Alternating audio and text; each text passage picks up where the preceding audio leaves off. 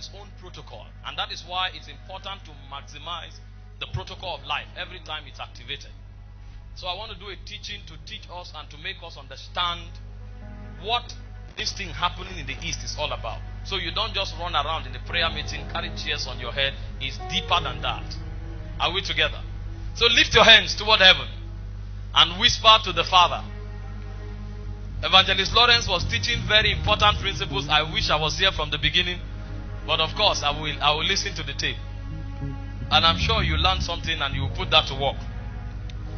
Vrahazizi, Barahakozi, Balaya, Zinzahave, Lahave, Sanak. Banda ki Baraha Stov, Radidi Zanzali, Brahada Kavar. Mandaria, Bradidi Zanzavrodo Kira Baradina Shavai. Talk to the Lord from the depths of your heart. Open your spirit. You can lock your spirit and you can open your spirit. It's a spiritual intelligence. Deliberately open your spirit to receive. Mandekira paraziva hasevate. Marakido brazadila brandadila varada.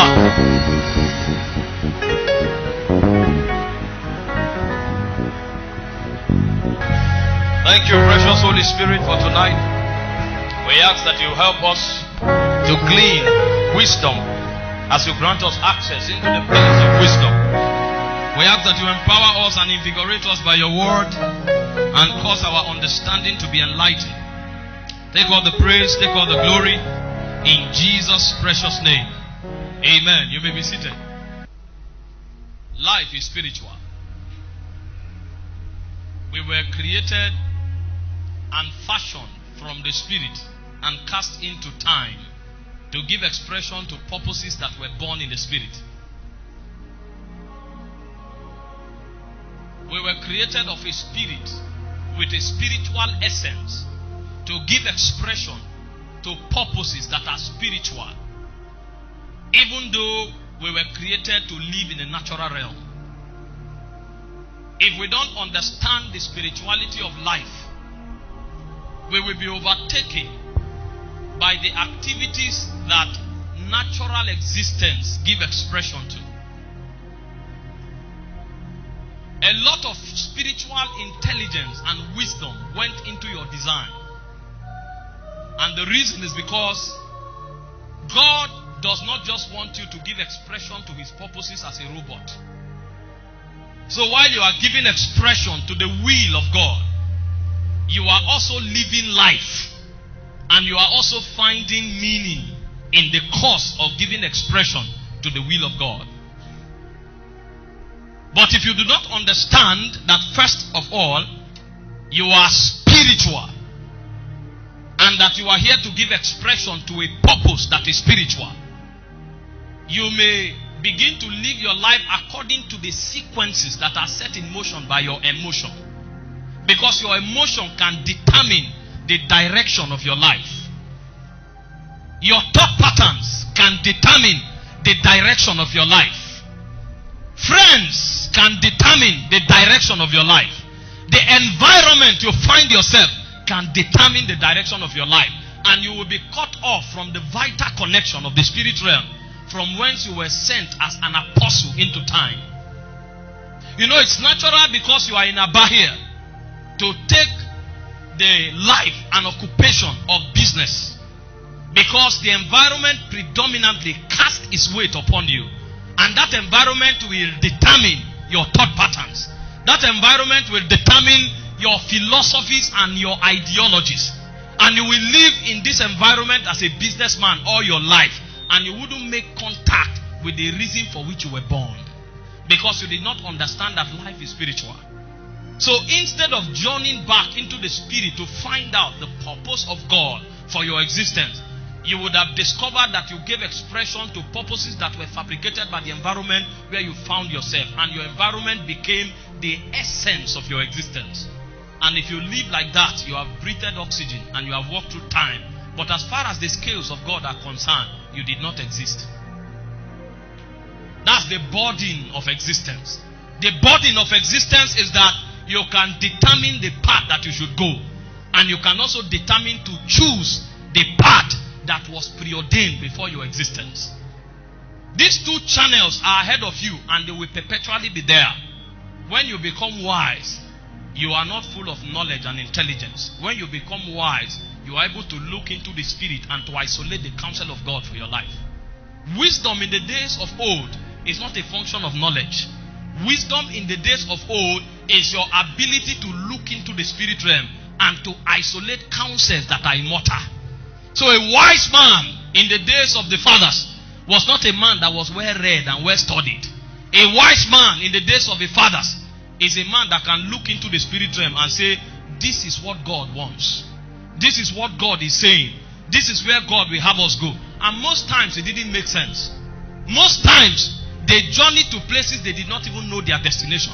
The Bible said Abraham was looking for a city that had foundation, whose builder and maker was God. He didn't know where he was going to. But he said he left from tent to tent, carrying his sons, Isaac and Jacob. That was a wise man.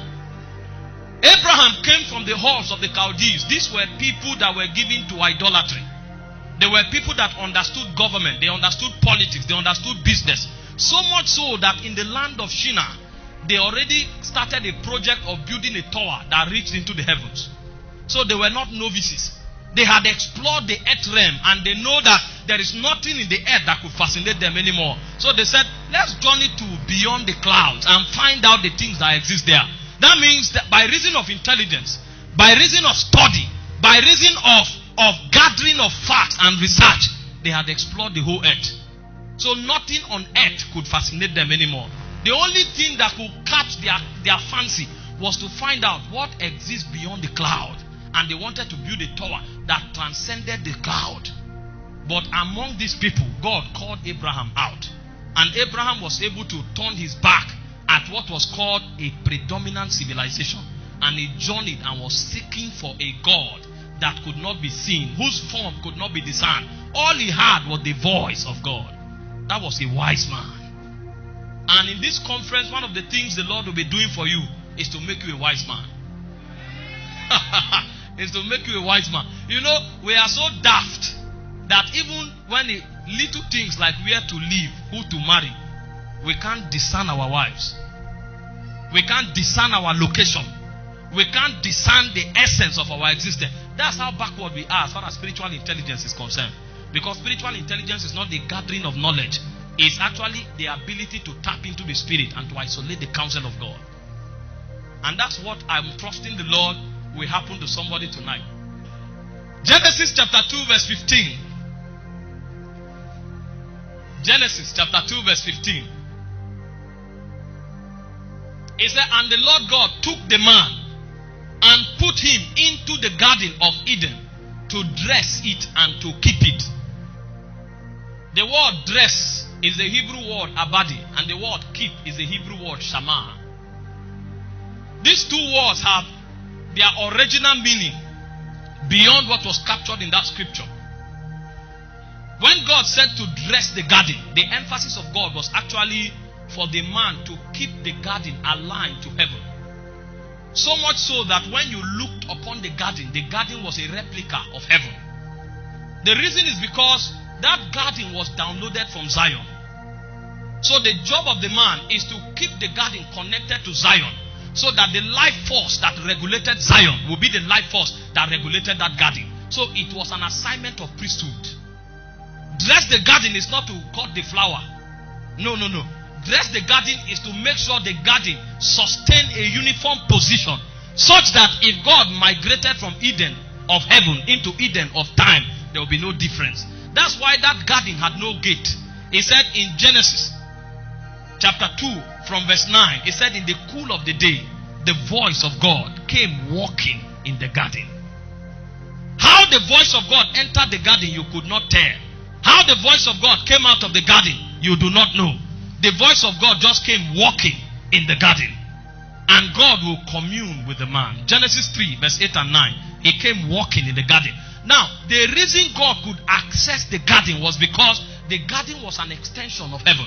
And if you study the book of Ezekiel chapter 38 from verse 17, God was speaking to Lucifer.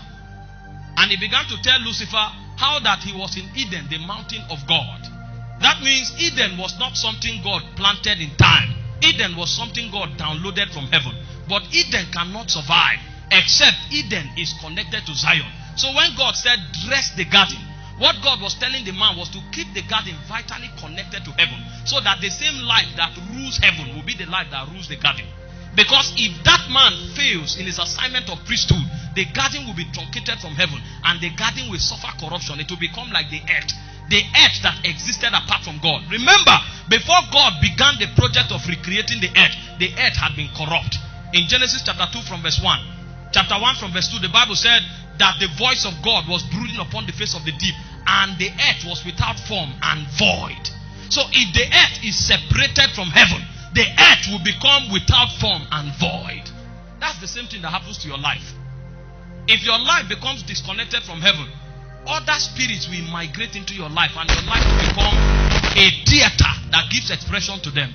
You know, the sister that gave word of knowledge said, that sister said whenever she has an encounter, she discovers she falls into immorality. The reason is because there is no priesthood in her life. So the download of God that comes in forms of an encounter, because that door is open, another spirit comes in and corrupts it. So it doesn't matter what God drops. No matter how beautiful the garden is, if the job of priesthood is not intact, everything God brought was a waste. A prophet can become a waste. An apostle can become a waste. A president, potential president, can become a waste if he did not understand what God meant when he said dress the garden. And Adam took priesthood for granted, and another spirit came into the garden. You know, the way God locks a door is not by shutting it. The way God locks a door is by putting a mystery around it. So he said, if the princes of this world had known, they would not have crucified the Lord of glory. So you will see Jesus, you will not know. In fact, you will want to kill him and end his ministry. But you do not know that by killing him, you have advanced the ministry. So you will be seeing it, but you will not understand it. It was Apostle Lawrence that was telling us yesterday that when God hides something, it's not because it's not known, but it is veiled. So when he said dress the garden, what it meant was that keep the garden secured by the mystery of priesthood. And when he said keep it, what it meant was that provide legislation in this garden. That's the job of kingship, the job of dominion, the job of rulership. You are not just preserving this garden, but you will cause this garden to dominate the earth. The garden is supposed to advance from a little atmosphere and dominate the earth. And everything I'm sharing with you begins with your life, and I will connect it to your life. You know, some years ago you were going through 90 days retreat. What you were doing is that you were plugging your life to heaven, plugging your life to heaven. The day the life of heaven dominated you, it became impossible to keep it in your vessel. So you started spreading it. So it's when you dress that you can keep. The moment you connect Eden to heaven, the next thing, Eden will naturally begin to spread. So you didn't invite me because you love me. You invited me because I kept this garden. So this thing in me will spread naturally. It will spread. It will spread. If I want it to spread higher now, I know what to do. I can change the intensity of this meeting now. You know why? I've mastered how to keep this garden. So I know a sound that if I touch that sound, the energy that is locked up in this vessel will begin to spread. I know how to pray in tongues that I will begin to trouble the water in my spirit, and the water will begin to affect people. Because what happens is the intelligence of spreading is the intelligence of resonance. For those who are science students, they understand. You know, you are at your own frequency now. I am at my own frequency now. But there is something you can do. If you begin to chant now, what you will do is that you will bring me under the influence of your frequency. So the same thing you are feeling, I'll begin to feel it. When you give somebody word of knowledge, you are not trying to give him a word that he doesn't know. You are actually in a realm of knowledge where secrets don't exist. So what you are speaking to the person, what you are doing is that you are bringing the person into that same realm. So what you know, the person knows. And sometimes when they know what you say, they collapse. They were at their own frequency, they were comfortable until you came and you touched them. And when you touch them, you hijack them to your own frequency. And the current of God that you are conducting, they are not used to that current. That's why they collapse under the anointing. It's called resonance. So the garden can't spread until it is first of all dressed. And the way the garden is dressed is priesthood. The moment the job of priesthood is completed, the job of kingship is natural. So when we come out, we don't apologize to demons. We don't negotiate with them. We command them to get out. If I want to do an impartation now, I say, Lord, touch. You know why Lord touch is possible? Through priesthood have resonated with God's frequency. So when I'm saying touch, I'm bringing God's frequency to you. That is rulership. Those were the assignment God gave Adam in the garden. He said, dress the garden and keep it. Adam received an energy he didn't work for. Because God created him in his image and in his likeness. So that energy Adam began to spend from it. He came and he began kingship. Meanwhile, he violated priesthood. And then he came, he said, you are lion. And when they checked in God's lexicon, it was lion. He slept and he woke up. And he saw Eve. He said, you shall be called woman, because you were taken out of the man. He was sleeping. But he was functioning by an energy. You are not aware of something because you are awake. You are aware of something because you are in that realm. So even while you are sleeping, the realm has a way of interacting with you. That's why even when you are sleeping, you can be receiving intelligence. So Adam was sleeping and he woke up and said, you shall be called woman, because you were taken out of the man. He said, this is the bone of my bone. How did he know? The flesh of my flesh. How did he know? He was plugged to an energy. But he didn't know that to keep that thing working, priesthood must be added. So he was keeping the garden without dressing it. And when he kept it, a point came when another being showed up with a higher energy level. Because at this time, his energy had begun to deplete. And he said to the woman, did God say that you should not eat of the fruit that is in the garden? The woman said we should not even eat, neither should we touch it. In the day that we eat, we shall die. That's Genesis chapter 3 verse 1 to 7. And he said, you shall not surely die. He didn't say you shall not die. He said you shall not surely die.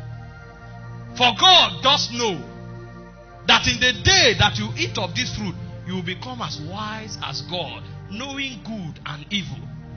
And the Bible said the man was there with her.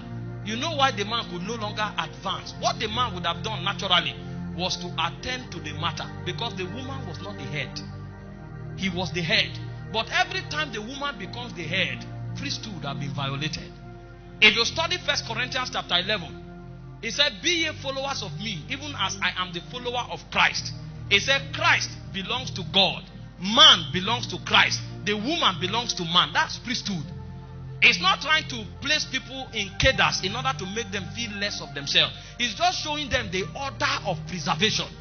Without priesthood, preservation can never be possible. So when the serpent came, it was the woman that was engaging the serpent. That was a statement that the man had lost priesthood. And when the serpent gave the woman the fruit, he said she ate it and gave to her husband that was there with her. And the man ate it. And both of them became damned. And when God came naturally in the cool of the day, in verse 8, Genesis chapter 3, the man now hid himself. You know why? The moment he resonated with another frequency, it became difficult for him to resonate with God.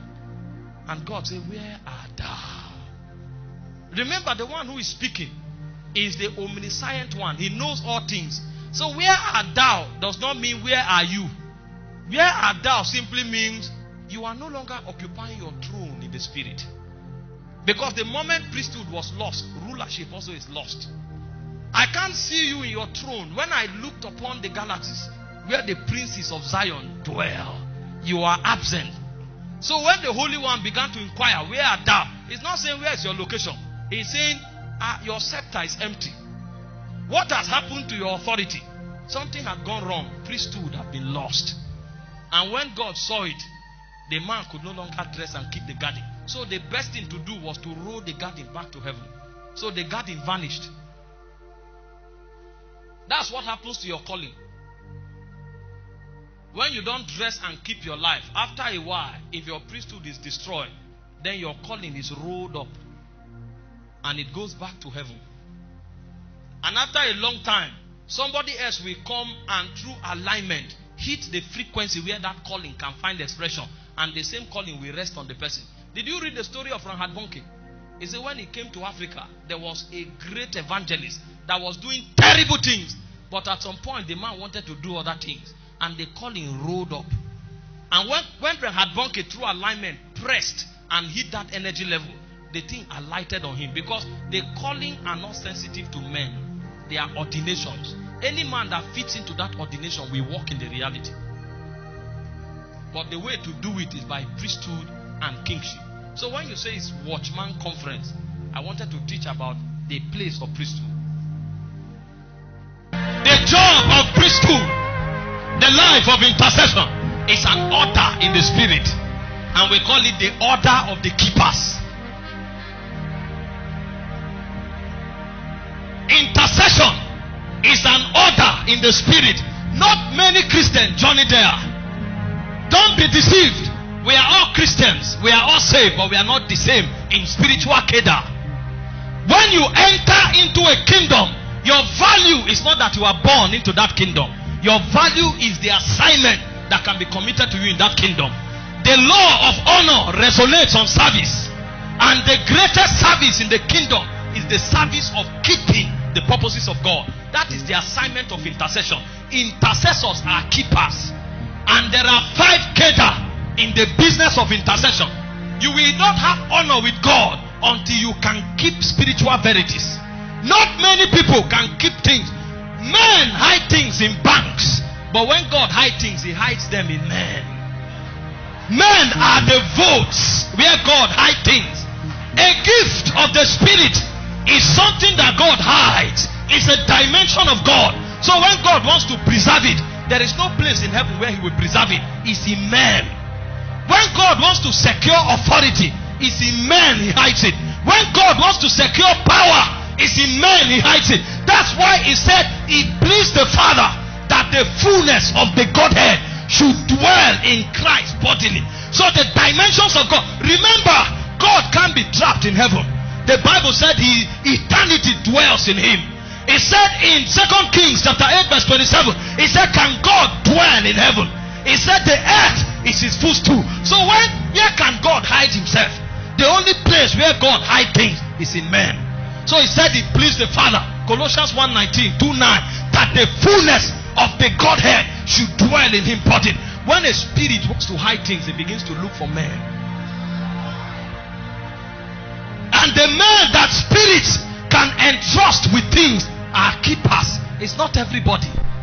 It's not everybody. That's why when you chant, nothing happens. When Lawrence chant, things happen. It's not about the chant. It's what was hid in you. Peter was entering the temple with John. He said, look on us. Silver and gold have I none. He said, but such as I have. All of us, we preach the Bible. But your ministry is not the teaching of the Bible. Your ministry is the delivery of what you have with God. What do you have with God? Keepers are the end time warriors. And one of the gates into keeping is intercession. What are you keeping for God? What are you keeping for God? That's the question of existence. What are you keeping for God? What has God hid on your inside? It means there's no priesthood. If we look at you and we can't trace a dimension, there's no priesthood. It means God have not committed anything to you. You can open this Bible and preach it for 50 years. You will not be relevant. Even the princes in darkness will know you are a talker. Because there are many theologians that know this scripture more than many apostles. The power is not in how well you can journey in scripture. The power is what you have with God. What do you carry? What is the dimension of God you have been entrusted with? He said, such as I have with God, I have fire. I'm a custodian of mysteries. I don't know what I know because I read. Mystery is a place. Everything in God is in a realm. There is something we call the body of knowledge. As you begin to journey in God, there's a place where sound exists. There's a place. Sound is not volume. Sound is a realm of knowledge. So when you enter into the economy of the body of knowledge, you journey and then you come where sound is. And there are some sounds that produce worship. There are some other sounds that are sounds of war. So he said when the trumpet makes an unusual sound, who will prepare for battle? It's a sound of war. When two people chant, the manifestations are different. One of them may be a provoker of worship. Another one is a provoker of war. So when that man begins to chant, warriors begin to arise. Have you been there? You may be sleeping. It might be a vigil until the man begins to chant. And when he's chanting, from your spirit, you begin to sense a vibration. And what happens is that you carry your boots in the spirit. And then it goes higher. And then you carry your bracelet of righteousness. It goes higher. And then you carry your helmet. And after 5 minutes, you find yourself. A man is chanting the songs of war. So what he's doing is that he's summoning men. It's not a chant, it's a summon. Because where he entered in that body of knowledge is the place where sound dwells. There's a realm in Zion. It's called the room of wine. There are many who go there. They are keepers of righteousness. If you enter the room of wine, whenever you speak, men are drunk. They can come as adulterers. They can come as fornicators. But the problem, oh my God, the problem is not that you are talking. The problem is that when you talk, you are a server of wine. So you are giving out shots. And sometimes the wine can come intoxicated. Then you see people running. They can't hold themselves. You say, catch them, catch them. It's impossible. You have entered the room of wine. The room where wine dwells. You know there. So every time you begin to pray, your own is not speaking in tongue. You are journeying in the spirit. You are journeying. And when you enter that road, you can recognize some features there because you have been there before.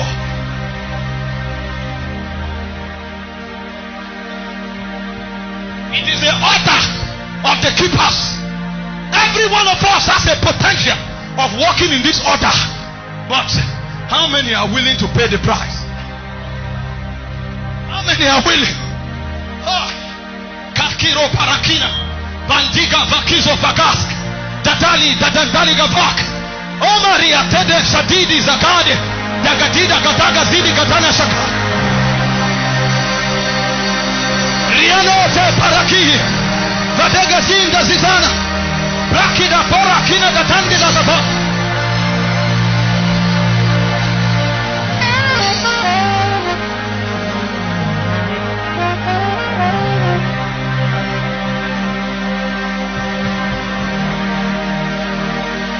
Such as I have with God. Such as I have with God. That's your ministry. But you will not have anything with God unless you begin to walk in the order of the keepers. The first realm in the order of keepers is the realm of intercessors. Intercessors are not men of prayer. Intercessors are men who can articulate burdens in the heart of God, and they crystallize those burdens as prayer. If a man cannot tap into the realm of bodies, he can never be an intercessor. That is why I said all of us can be born again, but only few of us will walk in this order. How many of you can join into a realm where you can pick the burdens of God, the vibrations of the Spirit, the emphasis in the heart of the Father? That's the first realm in the order of keepers. So every time God has a burden, the way God discharges that burden is that He looks for you. It can be 1 a.m. in the morning, but the Lord has a body. And when He has a body, it doesn't matter if you are having a dream, the angels will tap you. Wake up. The Father has a body. That's why they are called keepers. You know, Lawrence was sharing yesterday something the Holy Ghost taught me some weeks ago. He said prayer begins with consciousness. You have not started praying until the consciousness of Zion is activated. And when that consciousness is activated, the second layer of prayer is yieldedness. So you yield to the Holy Ghost and it begins to flow through you. It's that flow of the Holy Ghost that you communicate as words. The first order of the keepers is the order of intercession. And intercessors are discerners of bodies. If you study the Old Testament, when the high priest enters into the Holy of Holies, in the ephod he has 2 stones called the Urim and the Thummim. What it does is that as he touches the Urim and the Thummim, he's waiting for the vibration, because God will come in form of the Shekinah and he will rest on the mercy seat. And when God rests there, the stones begin to glow. And when he touches it, he knows what the Father is doing and he begins to align. That's intercession. Meanwhile, very few of us are intercessors. You can pray for 5 hours by discipline. That is beautiful, but you have not started journeying. See, the places I've been to in the spirit, if I visit there again, I know. I know. Why others pray in tongues and they keep track with time? Others journey in Zion. Father, when will you take me beyond this realm? Every day I pray, this is where I stop. I want to go further. So the reason he increased the retreat to 6 months is because he wants to travel further. And when he travels further, his manifestation will bear testimony that he has gone far. Elijah came. He said, I'm very jealous for the Lord God of hosts, for they have destroyed thy altars. They have killed thy prophet. What is that? Meanwhile, Elijah, the Bible said in James chapter 5 verse 16 and 17, that is a man subject to like passion, just as we are. But something had happened to him. His spiritual DNA had been altered. So when Elijah is quiet, don't assume that somebody made him angry. When Elijah is quiet, it's because God is quiet. When Elijah roars, it's because God is roaring. So his life becomes keeping pace with the Father. Keeping pace with the Father. That's an intercessor. Jesus went to Gethsemane, and the Bible said the weight was heavy upon him until the clock of his sweat was like blood. And he said, Father, not my will, but thine. He was resonating with the burden in the heart of God. And when he caught that burden, he began to speak. Your intercession will not be potent until you can capture the burdens in the heart of God. It is the first realm in the order of keepers. And that's why when God finds such men, the whole heaven will move on their account. Not every man can be killed. Not every man. There are certain men that if you want to kill them, God can cause an angel to appear visibly. God can violate the law between the dimensions, and an angel will show up visibly and slap you. Abraham went to Egypt, and the king wanted to take his wife. Abraham was afraid and said, my sister, go so that we don't die. In the night, God came. He said, that is a prophet. You are a dead man.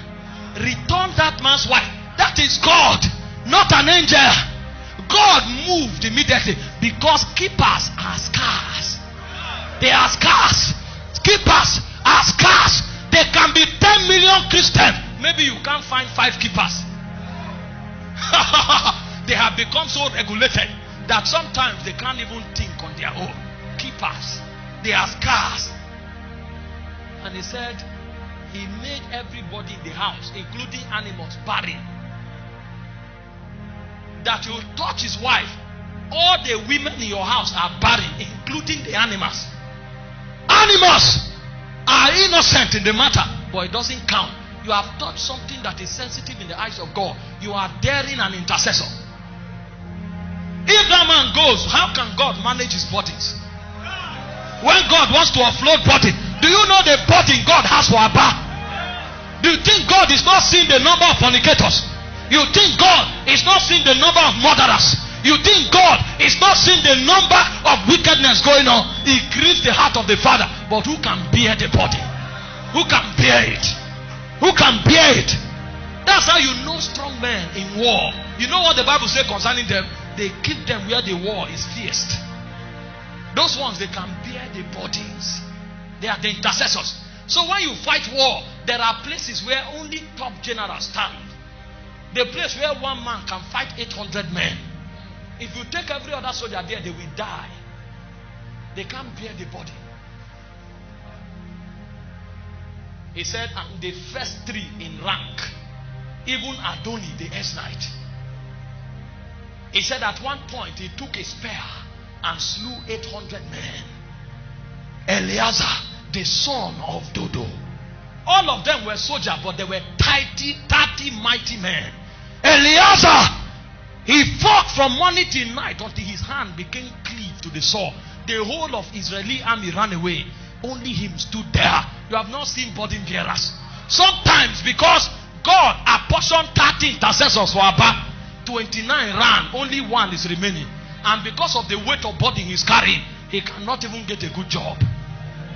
Because of the weight of burden he's carrying, he marries at the age of 45.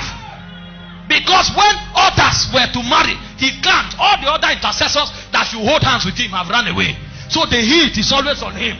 If he leaves the place of prayer for one day, he travels to the village and God says, go back. And for 10 years, he has not traveled from Abba. You think he's a foolish man? No, he's carrying the weight of the city. So others can be running. Their life can be fast. So the guy had a bachelor's degree. He got a job. And 2 years later, he's a millionaire. This guy can't run fast because of the weight on his shoulders. What 30 men should carry, only him is carrying it. So sometimes he takes one step in 6 months. He takes another step in 6 months. So after 10 years, his life has not gone anywhere. And you look at him, you say, this man, when I no get sense, so all of us not Christians. All of us are Christians, but some of us are warriors. Some of us are burden bearers. He said in Colossians 4:12, Epaphras is one of you, but he's different. He said this one is a bond servant. You know who a bond servant is? He carries a yoke on his neck all the time. Epaphras cannot live his life until Colos is perfect. So if you want to check the quality of Epaphras' life, don't check his car. Go and check Christianity in Colos. Because the reason they are standing perfect is because Epaphras is bearing. Meanwhile, you'll be shocked that there are many intercessors that were apportioned for Colos, but they ran away. Only Epaphras too. He said, and Shammah, the son of Archi. He said, when they went to battle to keep the Lentiles, he said, Israel fled, but he stood his ground. And he fought from morning till night. And that day, God wrought a great victory. He didn't say Shammah wrought a great victory, because Shammah was only attending to the burden in the heart of the Father. Makina rakivo bahata. Before you define Christianity, before you define success in the natural, go and check the spiritual template. I had opportunities of traveling out of the country. God says stay in Makurdi. I was in Makurdi for 5 years doing a job earning 25,000 naira. The salary finishes the day I'm paid. Some of my friends had gone as far as Dubai. The other one was a lieutenant in the army. I had a better prospect than all of them. What is going on? And he said, read the scriptures. Fast, pray. Read the scriptures. Fast, pray. And I kept that routine for 8 years. And all of a sudden, he lifted the seal. And then what appeared was a Mustang.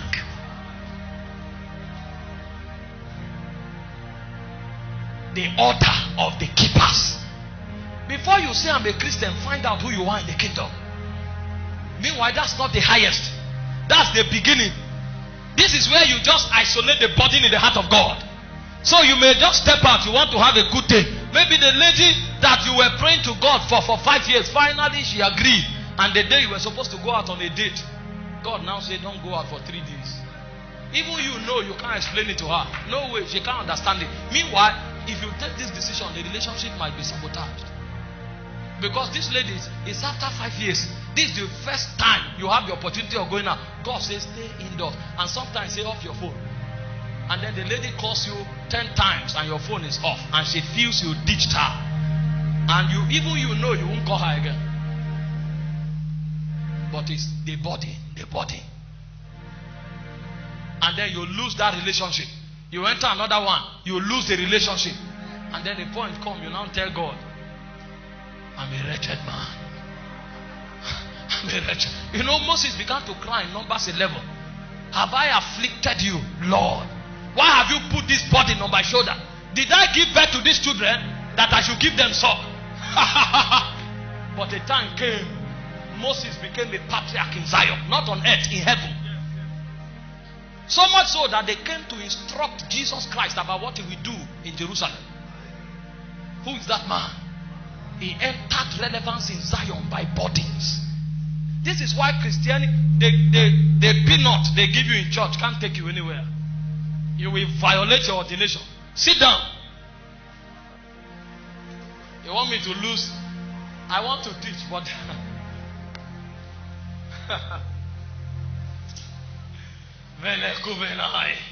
Zaizi Zanaka. As I'm talking now, you begin to understand why your life is the way it is. Because I'm not teaching Bible. These are prophetic utterances.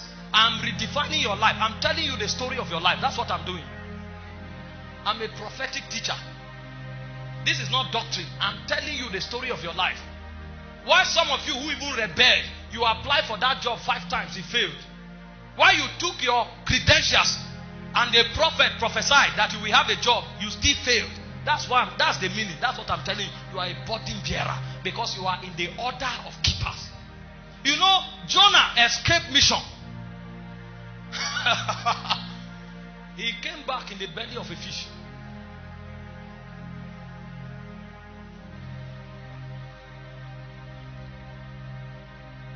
Relevance in the kingdom. Meanwhile, a man who have not journeyed this far is woed. Because if we go to Zion and discover he never lived. He didn't live. He only existed. The first in the order of keepers are burden bearers. These are intercessors.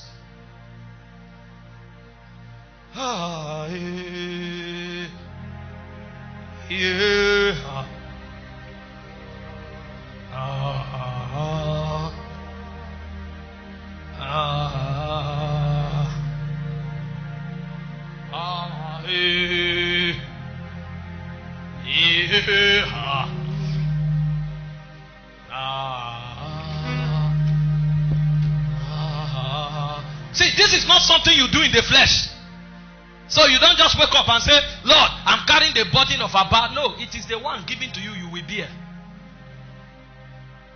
So you don't choose the one you want. It's the Almighty that chooses for you. So your job is to discern. And so the journey of burden bearing begins from consciousness to yieldedness and to faith. You will first of all have to discern the movements of the Holy Ghost on your inside. So when God wants to give you a body, that's when He comes and starts giving you periodic instructions. Take 21 days fast. Take another 21 days fast. And a whole year you fasted all through the year. And then at the end of the year you found out, this fasting I fasted, what did I see in the spirit? You didn't see anything in the spirit realm. You are being re-engineered. There are certain prayers that lead you into sight. Other prayers re-engineer you. Because that's your bogus appetite to become a millionaire at the age of 30. We sabotage this assignment. So God will deliberately shut you down for 3 years.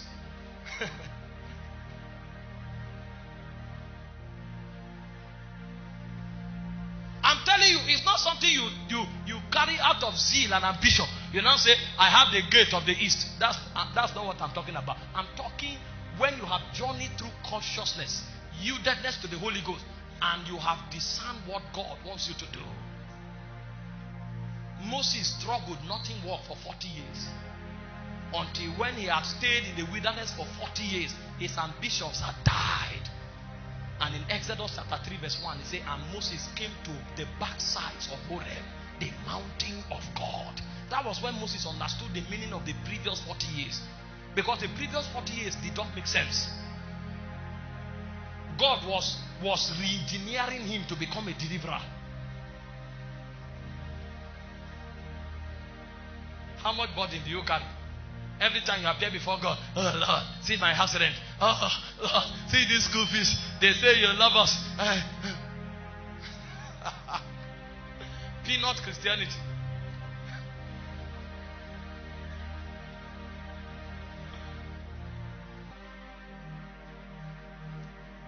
The second rank in the order of keepers is the rank of warriors. When you have mastered the art of articulating burdens, God now sends you to the mission field. You know, the burden bearers are like those in battle who are cooking. So they say, take the food, they run, they go and deliver. Take the water, they run, they go and deliver. When God moves you from a burden bearer, He now takes you to battle. You become a warrior. As a burden bearer, your assignment is to beat your body and bring it under subjection. But as a warrior, your assignment is to war with spirits. In Ephesians chapter 6 from verse 10, the Bible began to give us a lexicon of the kind of warfare that we will enter into. He said, finally, my brethren, finally, this instruction is not for babes. In Ephesians chapter 1, he showed us the eternal purpose of God. In Ephesians chapter 2, he showed us God's strategy of prosecuting salvation. In Ephesians chapter 3, he showed us how to walk in this life that we have received. In Ephesians chapter 4, he showed us the instructive syllabus. How he gave apostles to train us and how we should take off the old man and be clothed with the new man. In Ephesians chapter 5, he now begins to teach us how to relate with one another. Your friends, your wife, your children, your servant. And when he finished all of that, he now came and said, finally, just in case you have perfected the act of living like a servant of God, he now said, there is something ahead.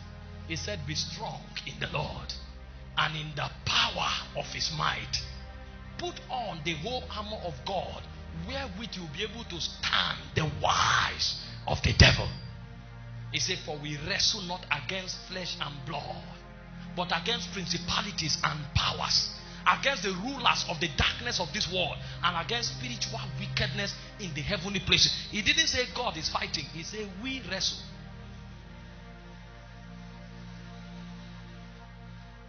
You know, you can have a burden for righteousness, and then you are traveling everywhere preaching righteousness so that the people can repent. There's another person that has beyond the burden. That one is a warrior against the prince of perversion. So while you are preaching righteousness, God will put that one behind closed doors, and then he will be fighting the prince of perversion. He will be fighting the prince of immorality.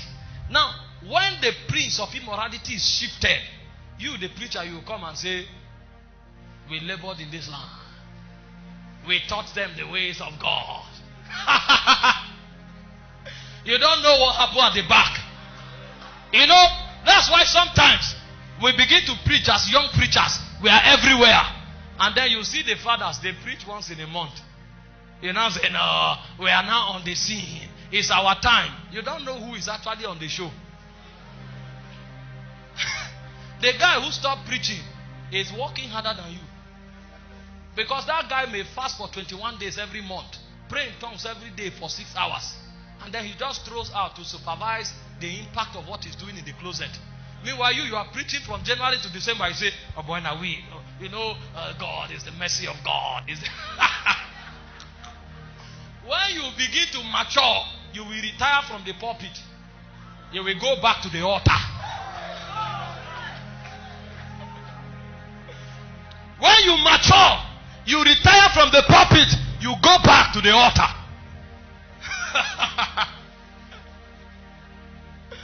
If you go to heaven, you will be shocked. Myself and Lawrence were in a meeting in Usuka early this year, and one of those strange men, he came out of the cave, Pastor Hassan. And then when he saw me, he said, brother, God bless you. And he was walking like, he went to his room. We didn't see him again until the day he will minister. And then as he ministers, he goes back to the room.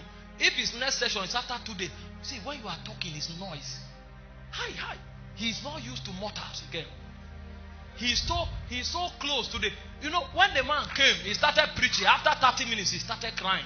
He couldn't hold himself again. He said, Lord, you know how hard it is for me to preach, you know. Meanwhile, you are a prolific preacher. You have utterance. No, utterance is not the altar. It's when you engage a spirit that you will see the beauty of utterance. Because utterance is the ability to negotiate with a spirit. It's not just the ability to communicate the heart of God to the heart of man. The higher realm of utterance is the ability to negotiate with a spirit. It was Abraham that stood with God and said, far be it from you that the just God of all should destroy the righteous and the wicked. What if you find 50 righteous men? That is utterance. What God concluded in Zion came to earth to do. God was such in a hurry. A man of utterance stopped him. And he began to talk with God. He spoke until he brought God to 10. When he felt that Lot lands up, he said, okay, go, at least 10 people. So men of utterance can cause God to change his mind. That's utterance. That's why when you become mature, you leave the pulpit. You leave it for younger preachers. You go to the altar, where you begin to war with spirits and negotiate in light. is the stand of warriors. I will destroy these people and start a new generation with you, for they are a stiff-necked people. And Moses told God, how can it be heard of the righteous God? Exodus 32 from verse 31 to 32. You want it to be heard that you deliver them from Egypt and destroy them in the wilderness? He said, if you will not change your mind, remove my name from the book of life. The book of life, you are struggling with that. I want to make heaven. A man have graduated in the spirit so high. And the threat he had for God was, remove my name from the book of life. That's utterance. He can negotiate. See, there are certain men that when they kneel down, princes are shifted. Daniel knelt down for 21 days until God was in a hurry. God dislodged Gabriel. As if it was not enough, he dislodged Michael. And Gabriel said they fought for 21 days. And when Gabriel came, he said, I came to give you skill and understanding. He said, for I was made to fly swiftly. Because of the quality of negotiation that Daniel was carrying out, suddenly Gabriel didn't know how to fly again. God had to add another energy to Gabriel in the spirit realm to fly faster. So by reason of Daniel's intercession, Gabriel's rank was increased in the angelic ranking. That's utterance. Spirit energized communication is the lowest level of utterance. A higher realm of utterance is legislation in the spirit. We wrestle not against flesh and blood. What will you tell a principality that it will shift from a territory? Do you know how they engage? They came to Jesus and said, you are the Son of God. And they began to weave scriptures, manipulate scripture. And Jesus followed him and was unloosing. See, if you can't legislate in the spirit, you can't be a warrior. Being a warrior is not running in the prayer altar. No. When you pray, find out what is the burden in your heart. Some of us have no burden for anything. It's only for what to eat and drink. That's why we are small. And then when you journey beyond there, you begin to find out, how many princes have you met? How many? One came to my room. He came out of the wall with terrible horn to intimidate me. I fell down. My brother. Don't be mouth. Oh, velele fufu bahakaya. Oh,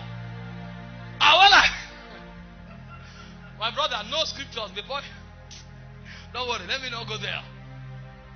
I fell down and I said, Jesus, save me. And the guy stopped and he said, you will end on the lap of a woman. Since you don't want us to rest, we will disgrace you publicly. You will end on the lap of a woman. You don't know why men of God fall.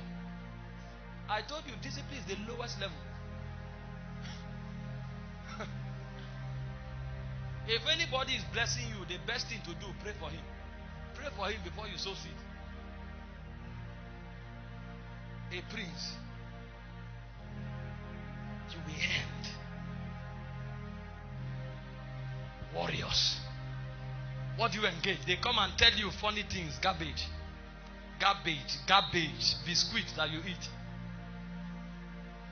Take a 6 months fast and be consistent in prayer for 3-4 hours every day, and come back. You will tell me whether your Christian testimony will be the same. That's when you will even understand the potency of scriptures. The way of keepers. These are honors. See, these are honors in the kingdom. When we go to heaven, we will not all be the same. Don't deceive yourself. We will not all be the same. You have the victory, but God selects you to fight to keep the victory.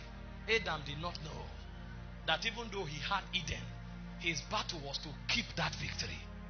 And the prince came and deceived him, and he fell. The third rank in the order of keepers is the rank of guardians. The rank of guardians. These men have become like cherubims among men. The reason you see some men of God you want to faint is not because they manipulate you. It's the energy level where they come from. They have become like covering cherubs. That's in the spirit, they are guardians. The reason some of you are standing is not because you are an upright Christian. It's because of a covering of another person over your life. Jesus came, he said, Simon, Simon, Satan desires to have you, to sift you like wheat. He said, I have prayed for you that your faith faileth not. He said, when thou art recovered, strengthen thy brethren. What was Jesus saying? Today I am here as your covering, but when I go, you become the covering of the others.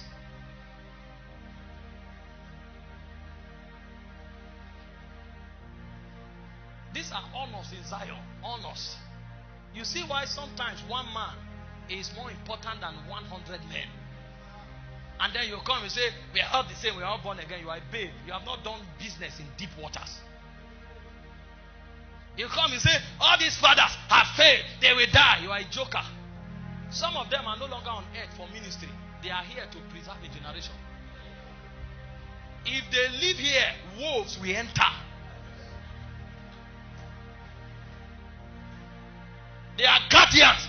They have done business on the altar to a point where God apportions the security of others to them. In Galatians 4:19, it says, my little children, of whom I travail again in prayer until Christ be formed in you. He said again in prayers, they have lost their first love. It was not God that was coming this time. It was Paul that was restoring them. He's a guardian.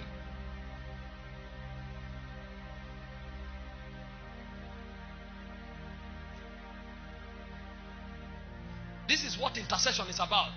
It's not the fun in the prayer room. It is the rank you are gaining on the altar. In Acts chapter 20 verse 28 to 30, Paul said he called the elders in Ephesus and he spoke to them from night till morning. And this was Paul's heart cry. He said, if I leave you, wolves will come among you to take and to make disciples after themselves. So the reason those guys are standing is because Paul was there. Paul knows that if he pulls away, they will become vulnerable. The Holy Ghost is here with them. He didn't say they will lose the Holy Ghost. The Holy Ghost is still with them. But the guardian have been withdrawn. So they become vulnerable. You see how men become relevant with God. This is why one man is not praying, yet angels are guarding him. Another man is praying, yet is dying. He has no value. The best thing for him is to go back to heaven, at least to preserve his salvation. He said, precious in the eyes of the Lord is the dying of the saints. Before he loses his salvation, he should come home, come home. Epaphras is one of you, Colossians 4:12, laboring fervently for you in prayers, that you will stand perfect. He said, we have the scriptures, we have the Holy Ghost. You are a joker. You don't know the men that keep the vault and the gates in the spirit for you to. I'm not showing you this thing to exhort men. That's why I'm not calling people's name. But I'm showing you so that you will become zealous for God. And you will make up your mind to be relevant in Zion. Because the path to relevance is not how many congregations you have. The path to relevance is not how much seed you receive. The path to relevance is not how famous you are. The path to relevance is the nature of your assignment in the spirit. A guardian may no longer have a congregation. He may just sit in his house quietly. But because he's there, because he is there, the wolves cannot come. This is what intercession does for us. So when we are stirring ourselves us to pray, it's beyond having an answer. Having an answer is a part of it. It's becoming mighty men in the kingdom. They are guardians. So all of us may be praying. Some may be intercessors. Some may be warriors. Others may be guardians. So the intercessor can isolate the burden in the heart of the Father, and you people will pray it. The warrior can be contending in the spirit to keep the integrity of the fellowship. But the fellowship will remain because the guardian is there. If the guardian is removed, the fellowship will die. Have you not seen many churches? The moment the man providing the covering is lifted, the ministry becomes a shadow of itself. Message the same, but essence altered because guardian has been removed. So when you raise men, before you teach them how to preach, teach them how to pray. Jesus never taught anybody how to preach, but he taught his disciples how to pray. Because if you can pray, you will be a great preacher. Meanwhile, impact is not where you are. And impact is not how many messages you have on YouTube. Impact is the ripple effect that your presence causes in the spirit realm. You may have only 3 messages online, but you may be the reason why others are preaching in the first place. Guardians. Are you learning something? When you pray, this is your focus. If you come for that prayer and you are always being motivated to come, go and cry. What is happening to that person who is always coming to lead the prayer? Who always comes first to the prayer? The guy who prays the prayer as if it's his property. What happens to him that is not happening to me? He has a burden you don't have. So while they are praying, trust God for a body, because that body become the fuel. The reason they never get tired is because they are not spending from ATP. They are spending from the burden in their heart. You don't have a burden. That's why you pray for 30 minutes, you are tired, and tomorrow it's difficult to come back.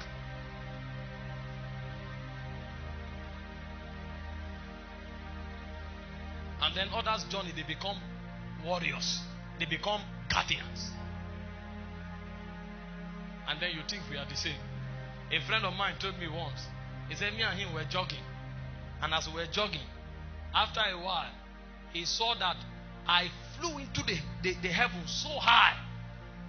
Because our wings came. And then his own wing came and he flapped. He fell down. He was struggling, flapping while I left him and went far. My brother, see, it's the way of eagles. But you go there by deliberately consecrating to God on the altar of prayer. Before you struggle to be known by men, fight to be known by spirits. He said, Jesus we know, Paul we know, who art thou? That's why Paul can boldly tell you, if I leave, wolves will come.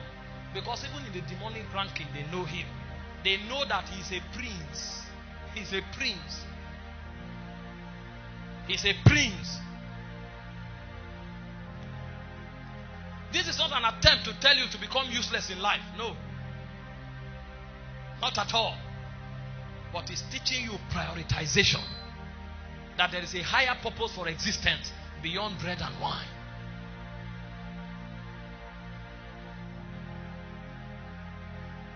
The 4th rank in the order of keepers are watchers. You see why I told you when I saw the conference of watchmen, I said, God help us. Because I was wondering, will I meet intercessors here? Will I meet intercessors? Let alone warriors. Then guardians. Before we talk about watchmen, I will show you who a watchman is. A watchman is not just a man that sees. The watchman sees because he's a watchman. So the duty of the watchman is beyond seeing. The first duty of the watchman is to see, but it's beyond seeing. When he sees, he alarms the armory to enact judgment. In Daniel chapter 4, verse 17, see how watchman responsibility is carried out in the ranking of the angelic. A king was misbehaving. you will understand that watchers are actually the keepers of the jealousy of God. A man becomes a watchman when he can keep the jealousy of God. In Daniel 4:17, before that scripture, the king was messing up. God did nothing about it. And they saw a watcher descending from heaven. And when the watcher present the scripture, I want everybody to see it. Daniel 4:17. The watcher showed up, and then he passed a judgment against the king. And I thought it was God. I thought it was God. And it was not God. Who is on the scripture? Can you project Daniel 4:17? Or do we need to look closely and find out if a spirit has bound your fingers? Because sometimes when see, I deliberately calm myself down because you won't get it. I'm showing you how you journey. You may be praying for 5 years, but you have not even become an intercessor. Because you have never caught one burden and prayed a burden, not once.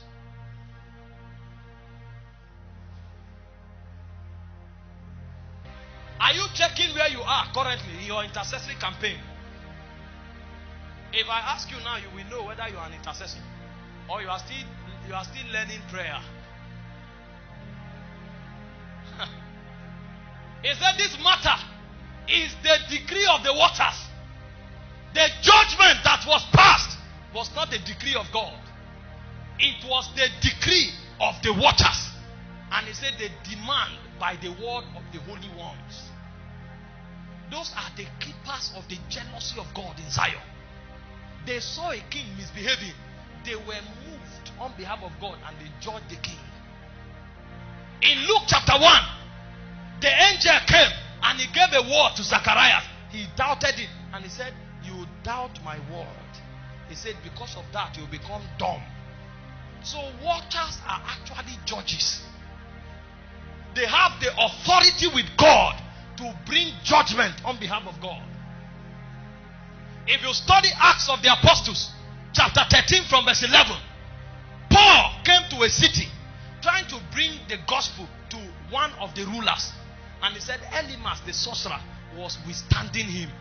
And Paul looked at him.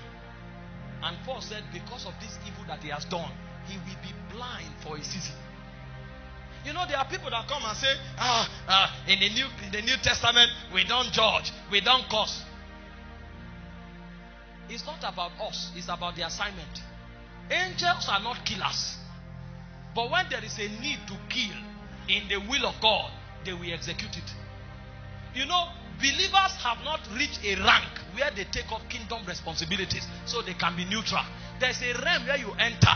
You know, because God killeth and maketh alive, there are times when God wants to kill and it is a watcher that will carry out the assignment. He said you will be blind for a season. In Acts of the Apostles chapter 5, Ananias came to bring evil to the foundation of the church that they were building. The church was infant. And Peter said, why has he entered your heart? Why has he entered your heart to lie to the Holy Spirit? He fell down and died. The wife came in 3 hours later. He asked him, did you sell this land for such and so? He said, yes. He said, the feet of them that carry thy husband at the door, they will carry you. She fell down and died. And in verse 17, he said, fear gripped the people. That's the job of a watcher. He's a judge in the spirit. He is a preserver of the jealousy of God. As our intercession grows, a point will come when we become watchers. And when we become watchers, what we see is what is in the heart of God. And if we can as much as see it, we will pass verdict on ground and they will come to pass. That's how tall intercession is in spiritual ranking.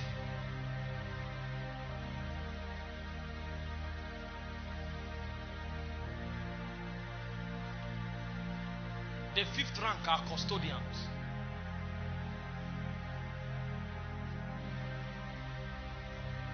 Custodians, they are keepers of the secrets of God. There's a place you journey to that the secrets of God will become your asset. Why men have cars as asset? You have secrets. You know what to tell somebody to prosper. You know what to do to prosper. You don't need to labor like others.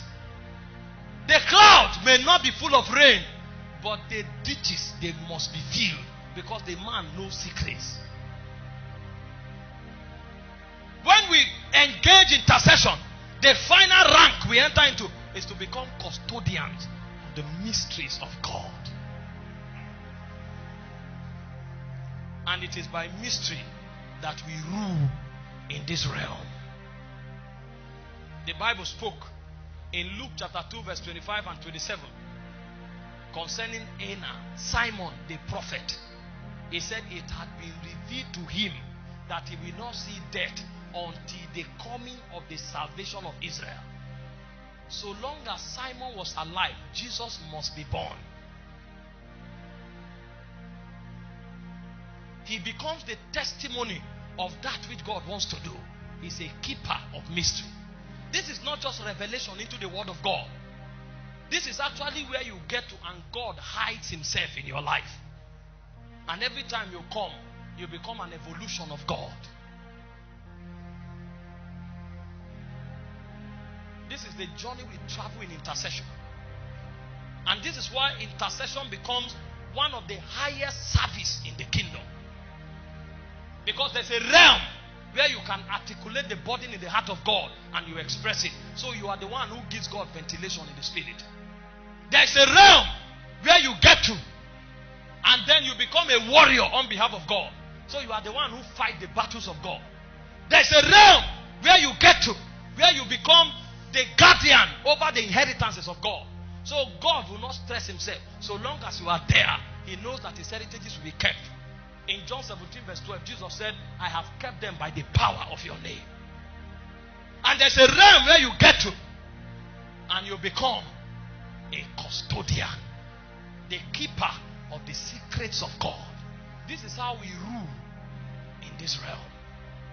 And when we come for a conference like this, we understand intercession from a higher plane, and then it helps us to commit ourselves more to intercession. So when next you pray, results are not your motivation. Will the results be there? Yes. Should they be there? Yes. But beyond result, you are becoming something in God. And then you can bring representation to the purposes of God beyond what can be imagined. Then yourself become a wonder in the spirit realm. Even the principalities and powers, they will put a star on your name and say, don't touch this one. Because this one is not a man. This one has a rank in the angelic realm. Even if you were to go to heaven today, they will not be surprised. Because it traffics that realm normally. That's where men like Bob Jones entered. And Bob Jones could literally traffic heaven. So much so that if Jesus visits you, Bob Jones will be aware. It's a custodian. These are the things that should provoke and to stir your appetite. If you become a custodian, the things men labor for will happen to you by free course. It's only Christians that take these things for granted. The guy who is selling pure water, and yet one of the richest men in the land, he knows the altar he services. He knows it's not by the business. He knows the business is only a channel for that spirit to express itself. Tonight you want to pray one prayer. You say, Lord, make me an intercessor. That's our prayer. Bow your heads and pray. It's bigger than an impartation. We can change the atmosphere in less than 2 minutes and begin to release impartations. But if this ability is formed and this conviction is nurtured, you will be amazed what you will become in the next 5 years. You will be so shocked. These are the things I stumbled upon, and I told myself, in this kingdom, only God makes men. Because If you know these things and you give yourself to it, even if men come together and say you will fail, they can't stop you. The Bible says 50 men bound themselves by a vow, and they say if they don't keep Paul, they will not eat.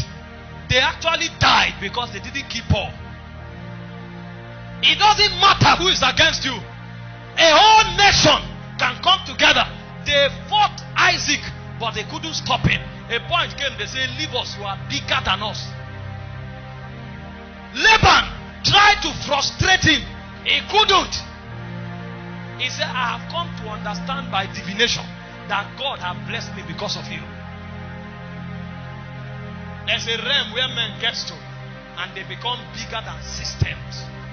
There's a realm where men get to and they become indestructible. This is the channel. It was Lawrence that was sharing yesterday that you don't need to go to a meeting to have an encounter. If you are deliberate about it, in your room, you can become a general in this kingdom. From your room, a scepter can meet you in your room.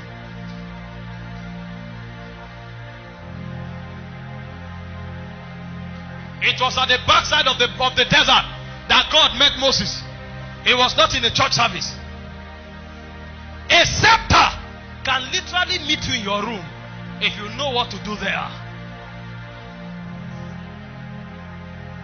Mande frahazivi kazizi vahade vanak ziligavadi valavadera baras.